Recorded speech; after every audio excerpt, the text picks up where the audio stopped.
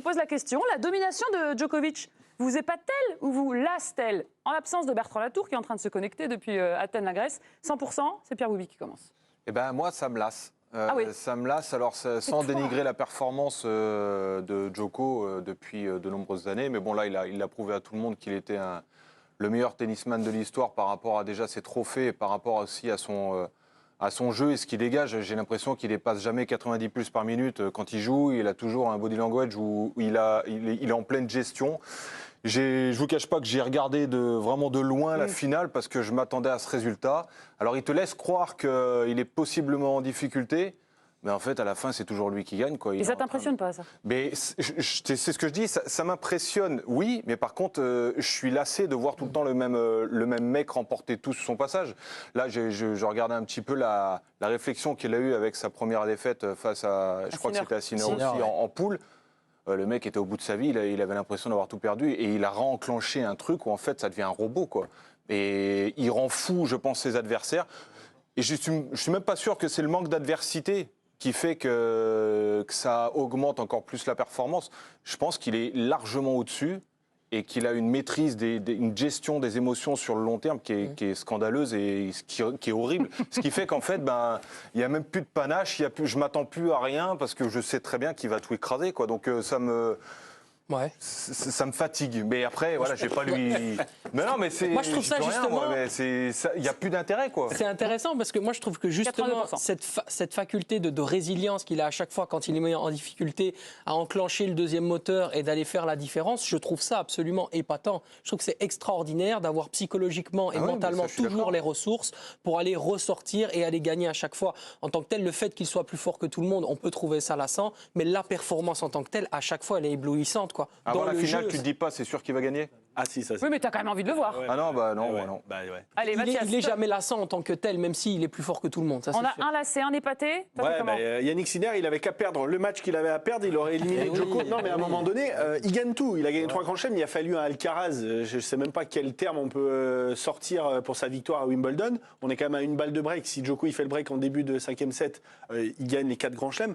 Je comprends la vie de Pierre, mais à un moment donné, moi, des mecs qui plus vieillissent, plus sont bons, plus ils gagnent, c'est juste hallucinant. C'est-à-dire qu'après, oui, il y aura toujours les débats, les pro Nadal, les pro Federer, les pro Mais là, il Djokovic. n'y a plus de pro, là. Ah bah là, il n'y a plus de pro. Enfin, pour moi, il n'y a plus de pro. D'accord, pour dire que c'est Il a le mis sur le débat, vous croyez? Ah bah non, il ne peut plus y avoir de débat, c'est pas possible. Il est en train de battre tous les records. Il va peut-être créer des records qui n'existent même pas. Ah bah Mathias, il parle des records, on va les regarder. Alors, record en Grand Chelem, 24 titres. 24 titres du Grand Chelem, 40 victoires en Master 1000, 400 semaines comme numéro 1, 8 saisons finies à la place de numéro 1, 7 Masters remportés, je l'ai dit tout à l'heure, il devance Roger Federer. Et puis à 36 ans et 181 jours, c'est le plus vieux vainqueur de Masters. Alors, il lui reste quoi à accomplir, messieurs? Beaucoup de choses, des records. En termes de records, il lui reste quoi à aller décrocher?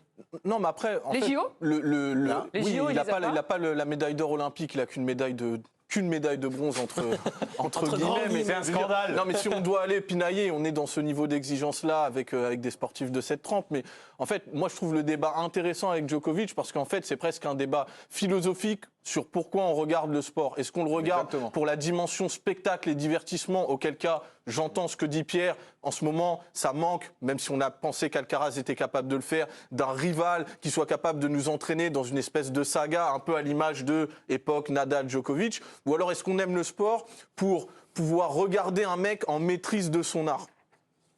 Ça reste subjectif. Moi, personnellement, je trouve qu'il y a de plus en plus et on en parlait avec le Grand Prix, d'ingérence du divertissement dans le sport. Moi, je reste épaté par ce que fait Djokovic, parce que voilà... Il peut être spectaculaire sans que le match soit serré aussi. Et encore une fois, là, on a, cette réflexion par rapport à ce qu'est l'ère contemporaine de la domination de Djokovic. Faut pas oublier que quand il arrive, qu'il gagne son premier Grand Chelem, donc en 2008, il y a d'autres Lascars qui sont là, qui tiennent le haut du pavé. Il attend 3 ans avant d'en regagner un. Et je veux dire, l'histoire de Djokovic, c'est pas juste les 3, 4, 5 dernières saisons où il est en surdomination. C'est aussi les premières où il doit s'imposer face à 2 légendes du tennis et où il finit par les dépasser et assez nettement, peut-être pas dans le cœur des suiveurs, mais à minima dans le palmarès. Après, moi, le fait que ça me lasse ne me fait pas dire que c'est pas épatant. C'est ça ce que je veux dire, c'est que c'est le fait que je banalise un peu la chose, et c'est peut-être pas bien, Mais quand tu te rends compte qu'il a fait 400 semaines en Dans la tête du peau d'un numéro classement un mondial. ATP, c'est un truc de dingue. Et je regardais, là, le deuxième, c'est Federer, il a 90 semaines de moins. Ouais, il a 310 semaines, Federer. Enfin, je sais pas si c'est aberrant, c'est dingue. Après, il faut être aussi, je pense, honnête.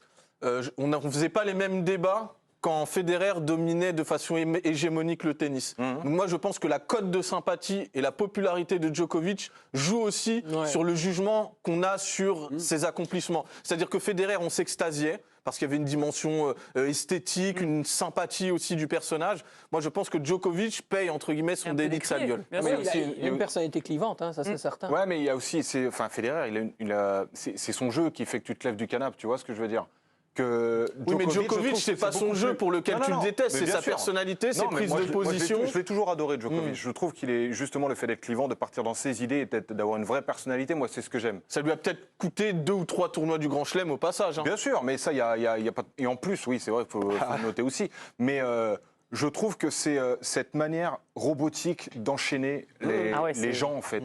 Je te dis, moi, j'ai l'impression qu'il fait croire et qu'il est en gestion totale, même quand il est dans le dur. Mais ça l'est, il fait ce qu'il veut. Ça l'est. C'est désarmant, en Moi, fait. ce que je trouve lassant, surtout, c'est que du coup, c'est Ah, vous êtes d'accord avec moi. cette jeune génération qu'on fait monter. Mais Yannick Sinner, il a été exceptionnel sur cette fin de saison. Mais à un moment donné, comme l'a dit Pierre, Il peut pas le faire deux fois. On pouvait parier notre maison que Djoko l'allait gagner hier. C'était sûr et certain. Ouais. Alcaraz, il est régulièrement blessé. Sinner, il est toujours blessé. Alors oui, il y a toujours les débats. Qu'est-ce qu'il va faire dans le vestiaire? Mais à un moment donné, Tiens, regarde là. il a même pas pris 15 jeux en demi-finale et en finale cumulé. Je veux dire, c'est juste hallucinant. Et vous quoi. parlez de ses adversaires. Est-ce que le circuit est pas trop faible, justement? On se posait aussi la question en Non. préparant parce que c'est peut-être aussi pour ça qu'il brille, c'est qu'il n'y a personne pour rivaliser, à part Non, Carlos moi, peut-être. enfin, je trouve qu'il y a quand même des joueurs, même Sinner, là, il est à Turin, il y avait quand même une ambiance pour que ça corresponde sur une belle histoire. Mais la régularité à laquelle il met le niveau, elle est dingue. Et ça autant c'est complètement fou. Mais c'est le fait que ce soit fou comme ça qui fait que je m'en lasse, en fait. C'est fatigant. J'ai plus de Non, mais je suis plus surpris. Moi, le sport, c'est ça, en fait. J'ai envie d'être surpris de temps en temps et de voir un truc de fou.